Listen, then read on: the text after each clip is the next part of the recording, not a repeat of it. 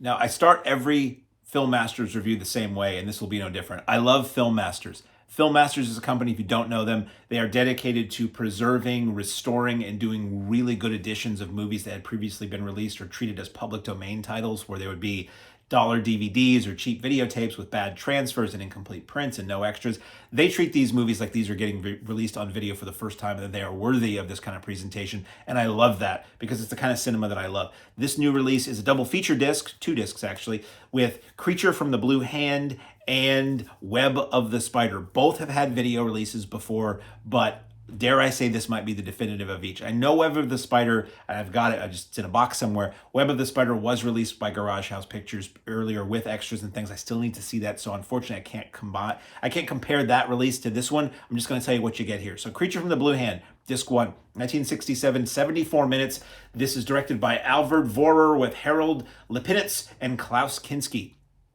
This is an Edgar Wallace movie. Do you know about Edgar Wallace movies? I didn't really know about them until more recent years.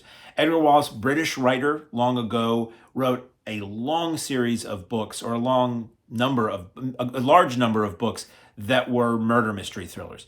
And he was huge in England, and his books, I think they're probably still in print all over there, were turned into a lot of movies in Germany. For whatever reason, the Germans picked up the Edgar Wallace thing. This company, Rialto, cranked out a long-running series of films based on his books, some of which had characters that overlapped, or ideology that overlapped, or notions or organizations that overlapped. I've never seen more than a couple of them, so I can't speak much about that. Dead Eyes of London is one I know I've seen.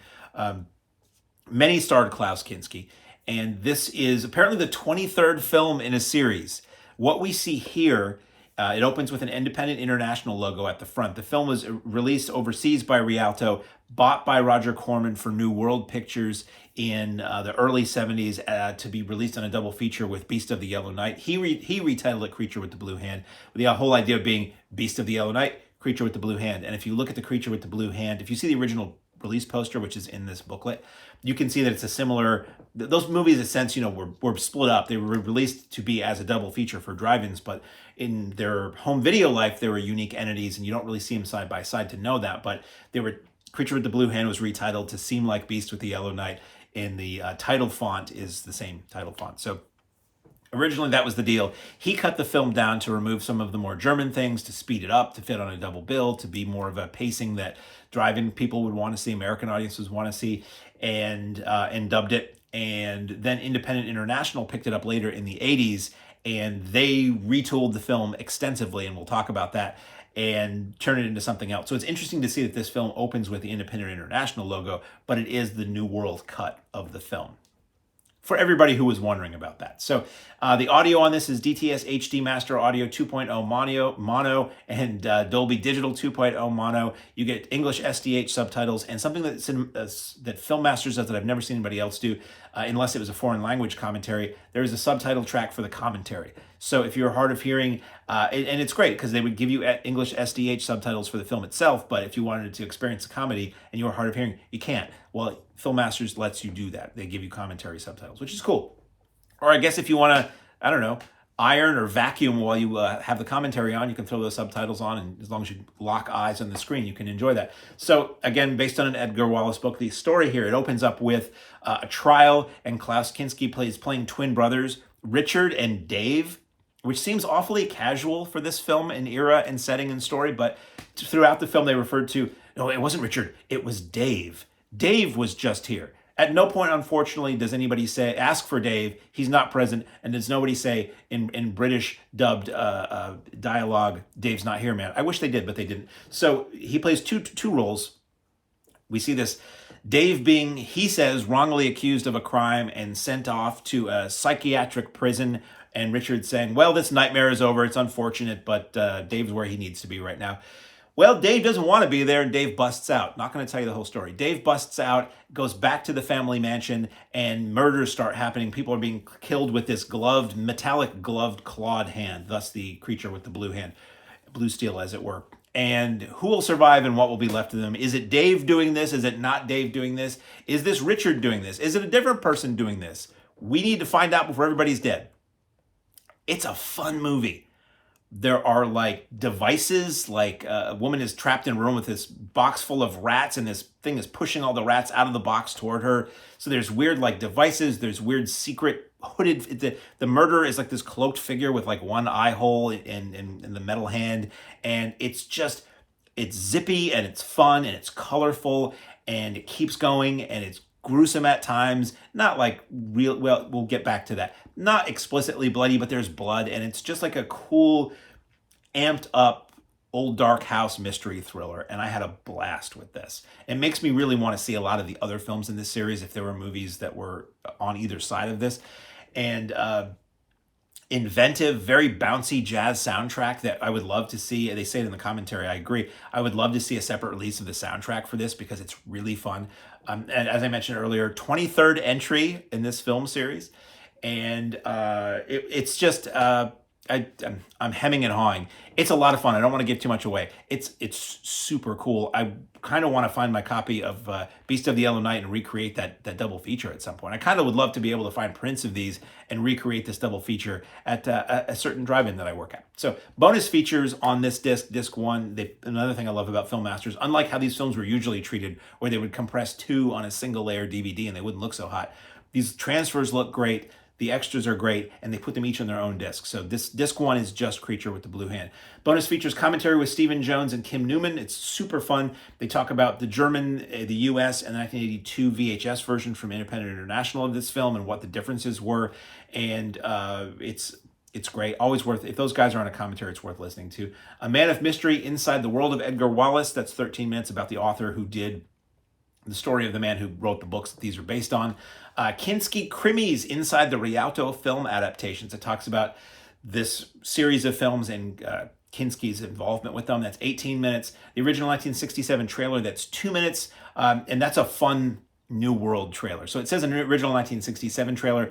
It's the early 70s New World Pictures trailer, and it has Ron Gans doing the voice. And if you know New World trailers of the time with their like very...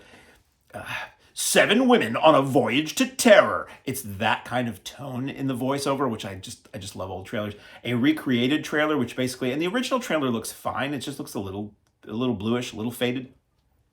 Recreated trailer is the exact same thing. They just take images from the new transfer they have and put them over the old images and recreate the titles. I don't really like recreated trailers unless the original is only existing as some kind of horribly bad motion YouTube quality video. In the case it's not here, so the new version I guess serves as advertising for this release online because it shows you what the new transfer looks like, so that makes sense there. You get The Bloody Dead. This stuff fascinates me.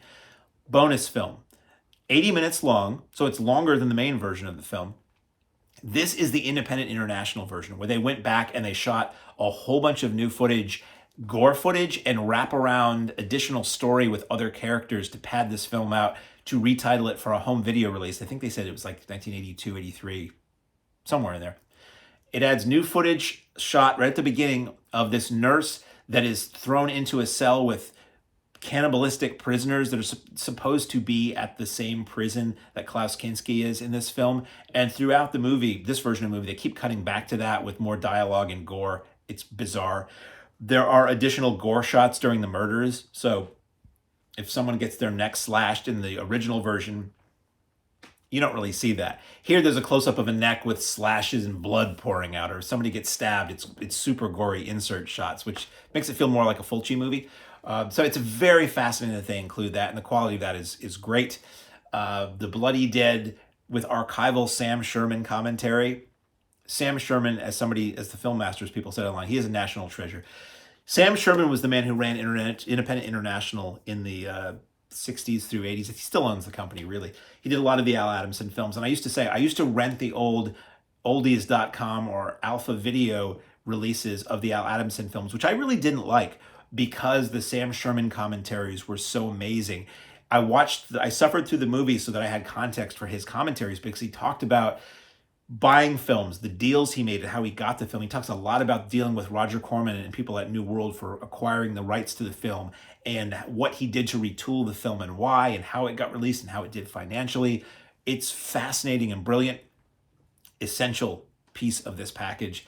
There's again, this blows my mind. The Bloody Dead raw footage and behind the scenes. It's 9 minutes. It's the raw film scan off a movie scan projector, or movie scan, retro scan, I should say, machine. And it's edited and scored, so it's the actual full footage that was used in the film. You see every bit of the film that was exposed. You see the soundtrack on the side, and it's got footage of the gore insert. So it says behind the scenes, but it's just basically everything that was captured by the camera for this. So that's wild that this still exists and that we get it in that kind of quality. Disc 2, we're not done. Disc 2 is Web of the Spider from 1971. Also features Klaus Kinski. 93 minutes. This is the film that Garage House Pictures also released on Blu-ray. Not sure if that's still in print or not. I need to watch my versions. I'm sorry. If it was not inaccessible in storage right now, I would have watched that to tell you how the two releases compare. But that's also out there. And Garage House always did great work, so that's probably worth picking up too.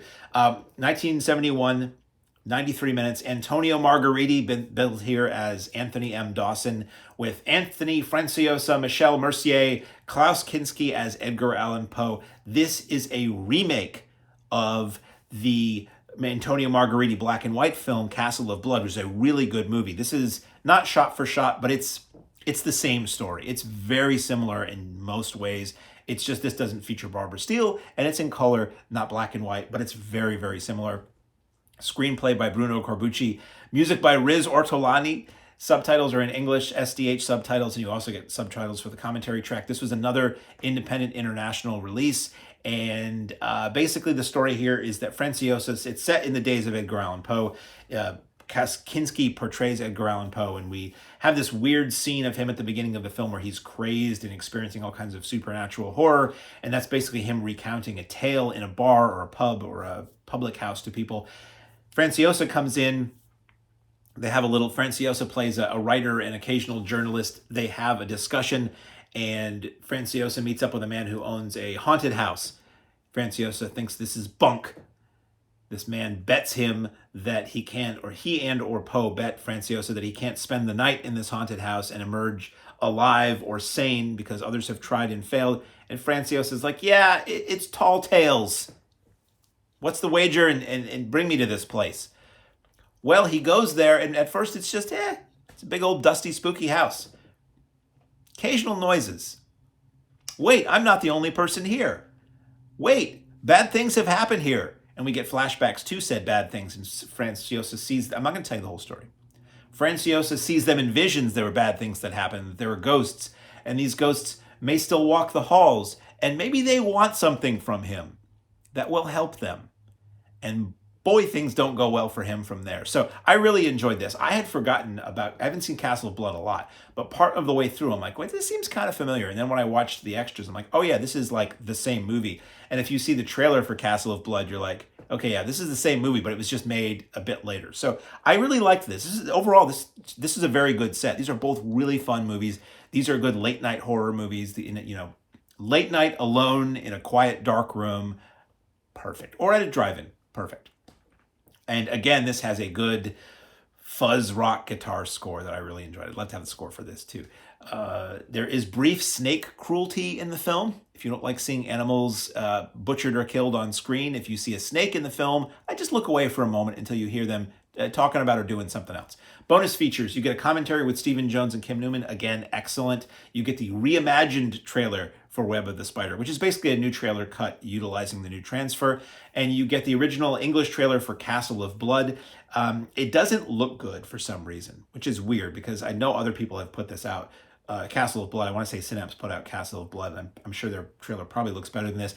It's got this weird, like, herky-jerky vibe to it, like badly transferred web video or something. I don't know why, but it's interesting to see that. I mean, it's sharp, but it looks kind of herky-jerky. It's 2 minutes, but it's interesting to see to compare that to the movie that you just watched. So the packaging, I love that they always utilize the original poster art or ad copy for these. So you get the cover, you get the back, and this has got some weight to it. You've got 2 discs, again, utilizing basically the same as the front. Nothing too exciting about what's on the cover of the disc. But then you get this booklet, which is, again, I always want to show you the height of a booklet.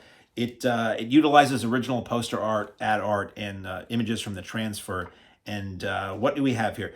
We have Creature with the Blue Hand, and Germany's unsung branch of genre cinema by Nick Clark, which features, again, as I was saying, that original ad mat print ad for the double feature of Creature with the Blue Hand and Beast of the Yellow Night.